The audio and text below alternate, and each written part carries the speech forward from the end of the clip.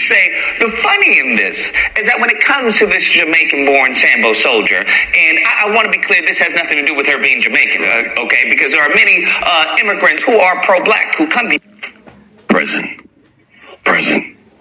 Here. But the issue is that this woman, not too long ago, said that we should get over slavery. That's correct. We should get over slavery. Now, she didn't say anything about the Jews. She didn't say anything about white people. Right. She didn't say anything else. Now, I don't know about you, but I still remember that, okay? I still remember that. And on top of that, I find it absolutely hysterical.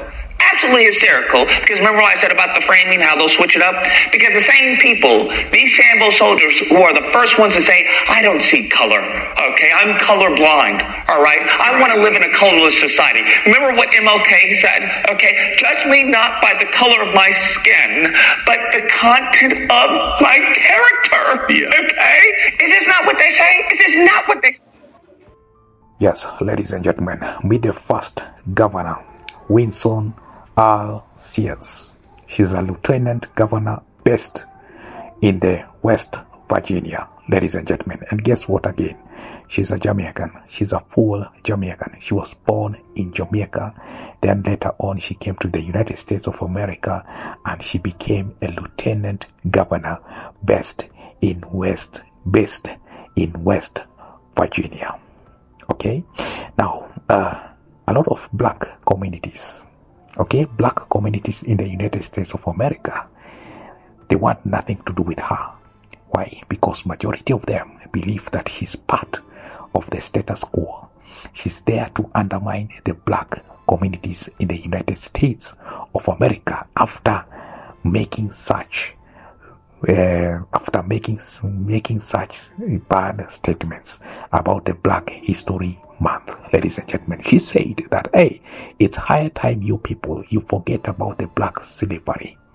It's high time you people, you completely forget about the black history. Now, of course, her statements were uncalled for. They were bad. They were toxic. Okay?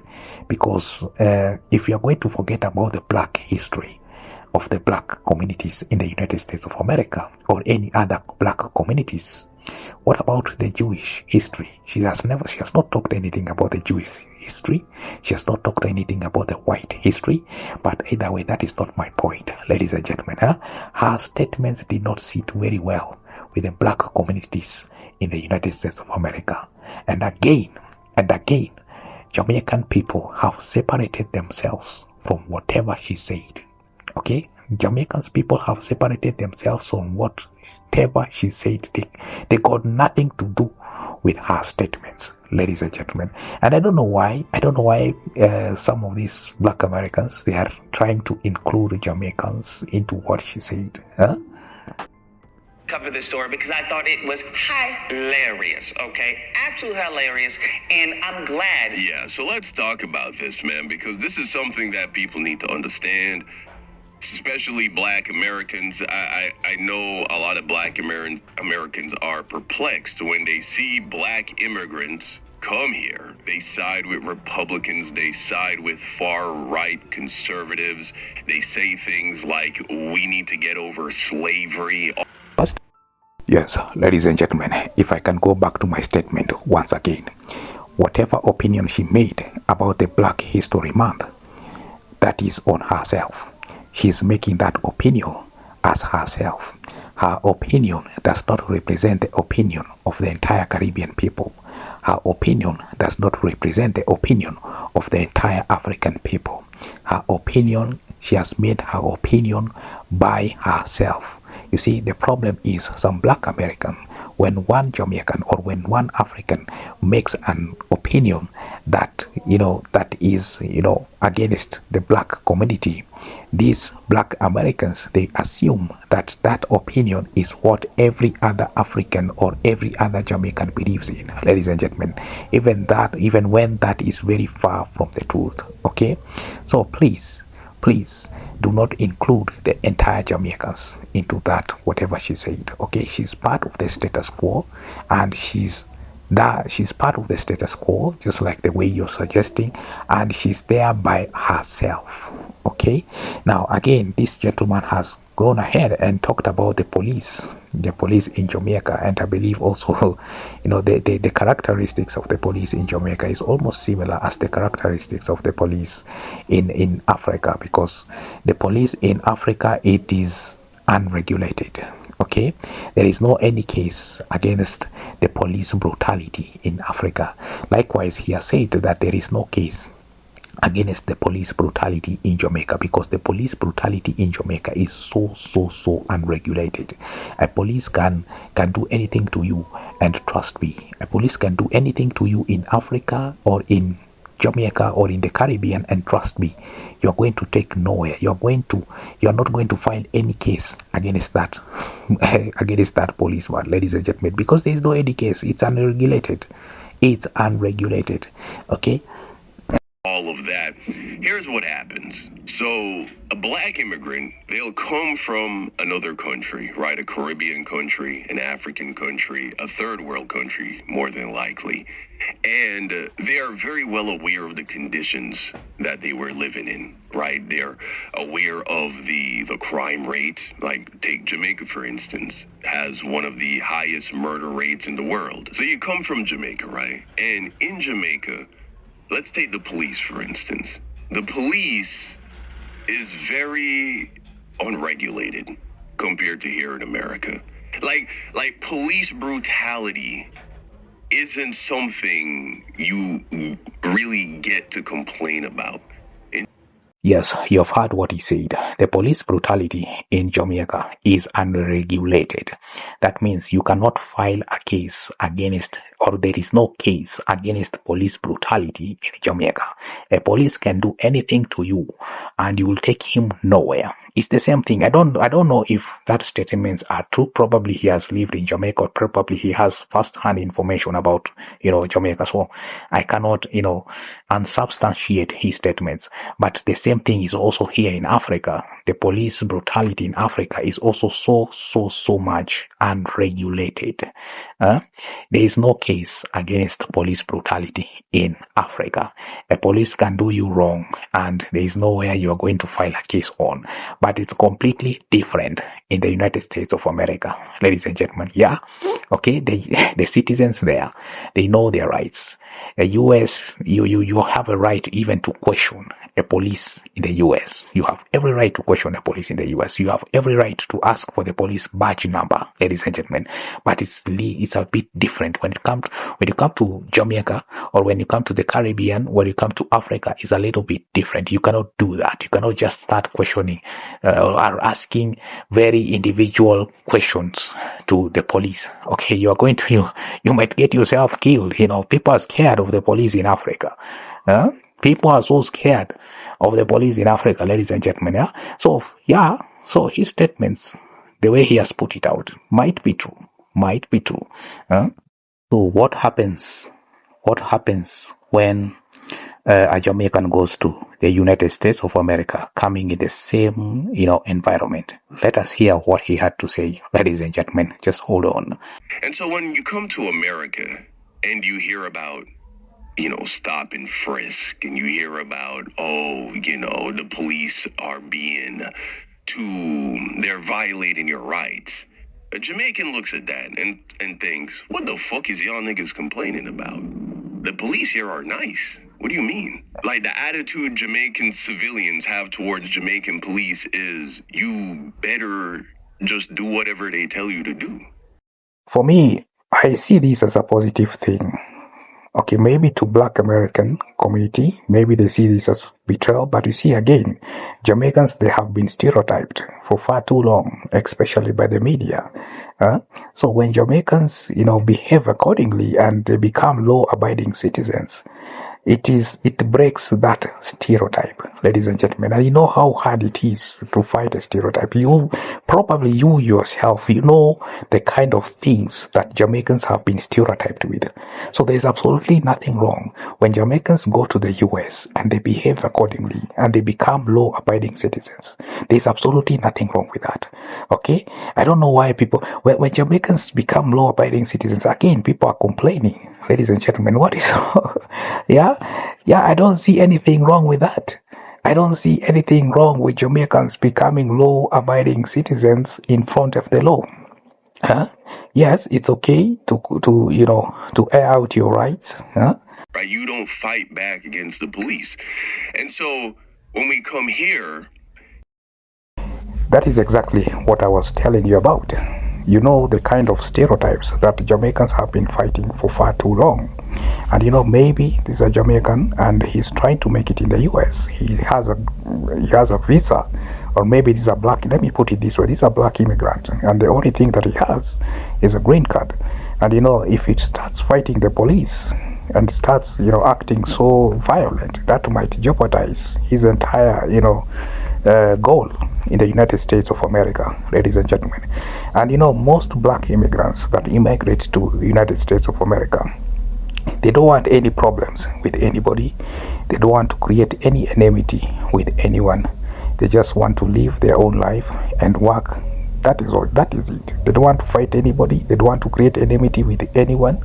And even the black immigrants that migrate to the United States of America, majority of them, they have no bad blood with the African Americans or black Americans. They have no condescending attitude with African Americans. Actually, majority of them, in fact, even Kenyans, they have tried to be friends and become friends with black Americans, ladies and gentlemen. But sometimes, according to them, they are met with a lot of hostility, in case you never know that. I have seen videos of Africans complaining about the hostility that they got from the black American community. They didn't do anything. They have never done anything to them.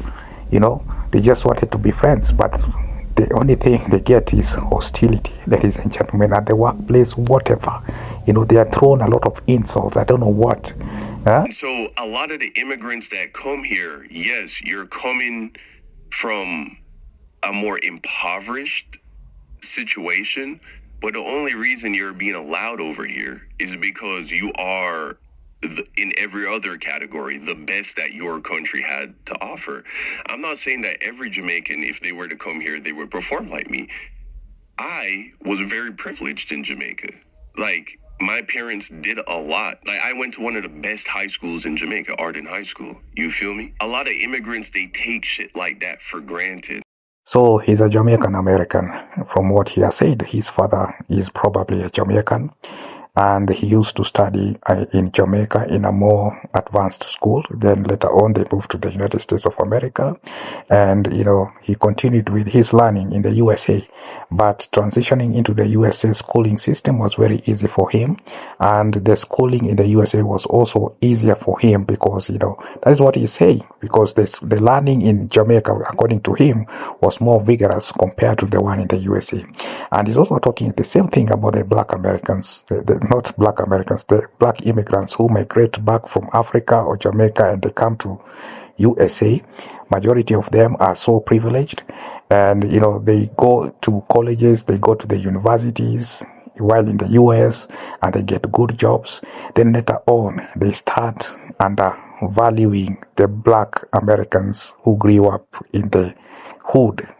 Yes, they start comparing themselves with black Americans who grew up in the hood, and they think those guys are not serious. That is what he's saying, ladies and gentlemen. Anyway, let me play the whole video so that you can actually understand exactly. When they come here and then they compare themselves to the black people, the black Americans who are coming from the worst conditions here in America. That's what they do. This is how they fuck up. This is how they deceive themselves. They come here, they're one of the best from their country, or they're one of the most privileged people from their home country. But then they come here and compare themselves to the least privileged black Americans. And then they say, well, if I can do it, you can do it. And they equate themselves to the least privileged because of the money thing. They say, well, nigga, I'm poor too. I'm broke too. And that may be true, but you don't take into account all the other ways in which you were actually privileged, whether that be the schools you got to go to, the background, the culture. You grew up with both your parents, for instance, right? Yeah, I can already see where he's heading with his statement, and he's saying that black immigrants that come to the United States of America, they are privileged. I've already said about that. They go to the best schools and get the best jobs. Then later on, a lot of black immigrants, they start aligning with the state, with the system, and they bow down so much. Okay, the black immigrants like bowing down to the system so much to an extent that we even start, undervaluing the black Americans. We start, looking down on the black Americans. We start viewing them or looking at them as lazy, as people who have victim mentality, without fully understanding the black history of the black American people. Ladies and gentlemen, that is what he's saying. Literally, ladies and gentlemen, yeah. But you see, again, there's one white guy who was talking about redlining or red states. Okay, a lot of hoods in the U.S. that are predominantly occupied by the black Americans. It is impoverished. The hoods there, they are impoverished, and the black Americans living in those areas already, they have been fixed up in a way that they are going to fail. Okay, it's like their legs have already been sliced off, ladies and gentlemen, and they are put in the same race with their counterparts who have both legs on. Ladies and gentlemen, that is the entire statement that he has said, if I'm not wrong. Okay.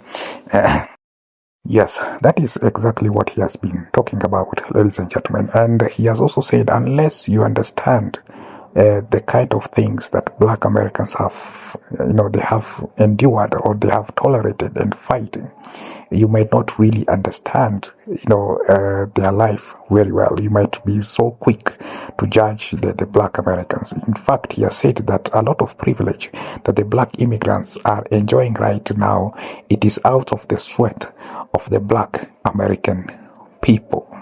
A lot of Africans, that's their situation. A lot of African immigrants, they come here, they know their mom, they know their dad. Their parents are college educated even. And so they come, they perform well. And instead of learning the history and empathizing with why it is that the least privileged black Americans here, why it is that they are having the environment that they have and how it has been shaped by white supremacy and racism and all of that, which explains why they aren't performing at a certain level, and understanding that the solution to that is not pulling yourself up by the bootstraps, but we need to change the environment that they have to live in. We have to change the resources that are available to them. We have to improve those things. Instead of understanding that, well, then they go ahead and cozy up because they get a taste of the success. They get a taste of the power. And they say, man, instead of, trying to fight for the bettering the conditions of these people, I'm just going to try and align myself with the people with money and power. And they get greedy, bro. They get a taste of that capitalistic wealth. And they're like, man. Well, ladies and gentlemen, I don't know if what he has said is actually true, but one thing I know is that a lot of black immigrants who migrate to United States of America, they like keeping it to themselves. And, they don't want trouble with anybody. They don't want to fight with anybody. They are not coming to create enmity with anybody. Actually, a lot of Kenyans who have known, they have said time and time again that they have tried to reach out to the black Americans in the USA, but they were met with a lot of hostility. And even the black Americans who are the police officers, they were treated so badly. They treated the black immigrants so badly, worse than even the white police. That's what they said, ladies and gentlemen. Yeah, and and of course, when it comes to history, Black History Month, a lot of black Americans living in red states, they have also been, they have been impoverished. They have been impoverished. They have been fixed up by the system in a way that, they are not going to succeed, most times. That is what he's saying, okay?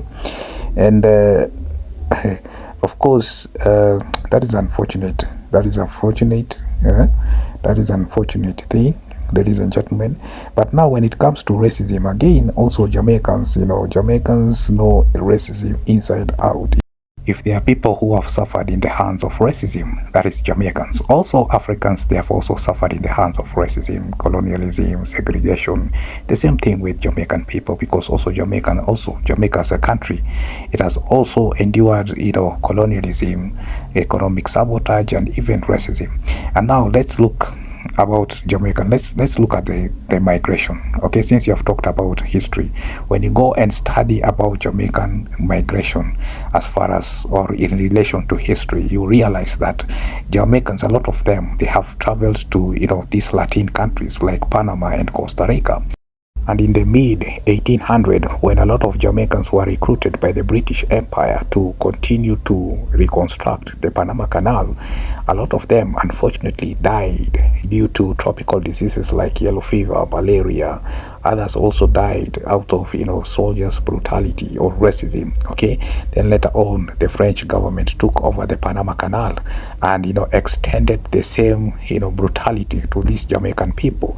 Then later on the American government took over from the French government, and the American government were also actually they were the most brutal ones, okay, because they introduced what I call the Jim Crow system, or the Jim Crow system of segregation, okay, whereby workers working in the Panama Canal, they were categorized into different silver rolls. There was gold roll, silver roll, there was gold roll, and there was silver roll. What am I talking about? Gold roll, that means this one was specifically for the white people, for the white workers, okay. This one were the best paid ones. They were given the best payment, they were given the best treatment, they were given the best food, the best sleeping places, and of course the silver roll contained now the Jamaican people or the Caribbean people. These ones now, they were brutalized. They were given the worst jobs, more dangerous jobs, the worst payment, ladies and gentlemen. That was the kind of segregation that was going on. Now this same Jim Crow system of segregation was also employed in New York. Okay, and I just told you that Jamaicans have a very rich history of immigrations. A lot of Jamaicans also immigrated to NYC in New York in the early 1900s. So when they went there, they still encountered what I call the Jim Crow system of segregation and lynching. Okay, so when you talk about the black history, a lot of Jamaicans, they understand and they know what the black history is all about, because they have experienced this lynching and Jim Crow system of segregation of black people in the United States of America. No, I can become a millionaire. I can become a billionaire in this country. And so what am I going to do? Well, I'm going to vote Republican. Why? Because Republican policies, they benefit the business owner. And that's what I want to be, right? A lot of these African people, for instance, they come here like African women and they open up hair salons. Well, a lot of them end up voting Republican. Why? Because they're going to lower the the tax rate for business. Yes, and of course he's saying that black Americans, black immigrants, the conservatives, black immigrants who are conservatives, they vote for Republicans because they believe that these same Republicans, they are going to introduce some fair taxes, they are going to introduce something that is going to be so good for their business. I don't know how substantial that statement is, but anyway, thank you so much for watching my videos up to this point. I don't want to talk so much. Thank you so much for watching my videos up to this point, and subscribe and share these videos, and also go and read about the history of Jamaican migration. It's a very interesting one, the history of Jamaican. I wish there was a movie about the history of Jamaican migration, or also maybe but there's a movie about the black history in the United States of America, but there has never been a movie about the history of Jamaican migration to Panama and Costa Rica. Anyway, thank you so much for watching my videos up to this point, and subscribe. Welcome to the real Marcus YouTube channel. This your jolly, yeah, it's wicked and wild. I come to you in a yard man style.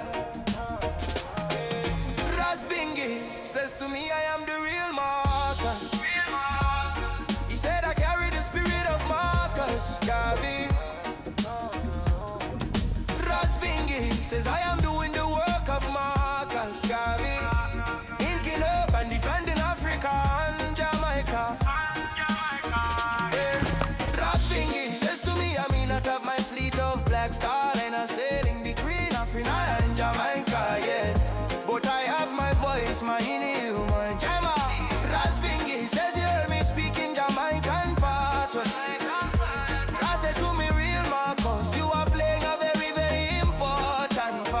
in the liberation of Africa and Jamaica. I will always give dance that. My work is being a pressure, and my channel is dedicated to Jamaican culture, music and stories told through a mix of original dubbing, comic, personal vlogs and transformative reaction videos. Here you'll find original logical exploring Jamaica's history, legends and cultural roots, reactions and commentary where I break down sports, spring, commentary and viral topics with my own perspective, personal vlogs and life experience, and sharing my journey and everyday stories, YouTube tips and tutorials to help other creators grow their channels. Everything here is created with original voice analysis and storytelling to give you us value and new perspective. Subscribe and join me on this journey as we explore, learn and celebrate Jam Down together. Subscribe and join me on this journey as we explore, learn and celebrate Jam Down together. Celebrate Jam Down together. Subscribe and join me on this journey as we explore, learn and celebrate Little Africa in the Caribbean together. This is the real Makosaya. Real Makosaya. Me say if you link up and subscribe. Link up and subscribe.